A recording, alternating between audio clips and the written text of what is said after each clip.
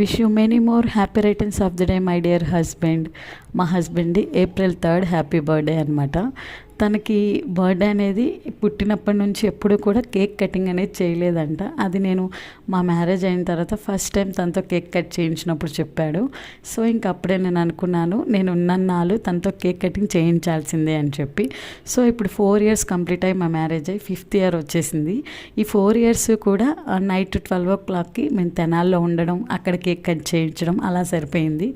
ఈసారేమో నేను విజయవాడలో ఉన్నాను. ఎక్కడ కేక్ కొనుక్కురావాలి ఏంటనేది నాకు అస్సలు ఐడియా లేదు. ఒక్కదాన్నే ఎప్పుడు ఇలా వెళ్ళలేదు కాబట్టి ఎవరైనా హెల్ప్ అడుగుదామా అని అనుకున్నాను. కానీ ప్రతిసారి ఎవరు హెల్ప్ చేస్తారు, ఒక అడుగు మనమే ముందుకు వేసి మన పనులు మనమే చేసుకోవాలి అని చెప్పి అనిపించింది మనసుకి.